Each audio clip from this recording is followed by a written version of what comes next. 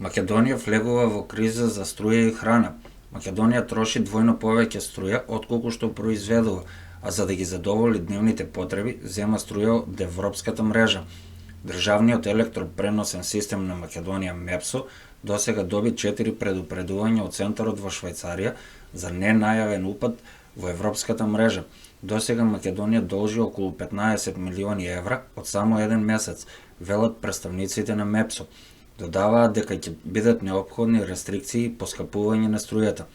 Директорот на МЕПСО изјави дека во вакви случаи се зема енергија од европската мрежа и досега земјата тоа го правила 4 пати без најава и добила 4 опомени од центарот во Швајцарија, каде се прават пресметките.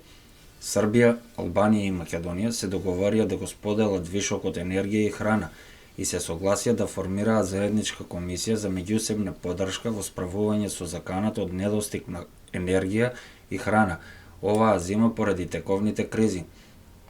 Не очекуваат долгови, недостиг на храна и глад, според ММФ и Светска банка.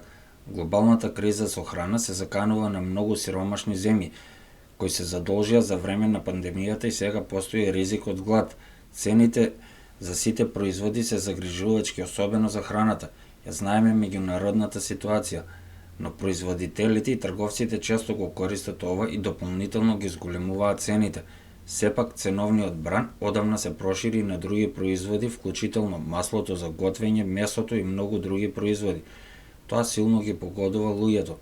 Ризикот од глад е реален. Глобалната криза со храна и потенцијалот за граѓански немири се реалност. Тродимензионалната криза со храна, енергија и финансии се соразорни ефекти врз најранливите луѓе, земји и економии во светот. Зголемените цени на енергијата исто така ја влошија сегашната криза со тоа што го направија производството на ѓубрива и земјоделска опрема поскапи за работа.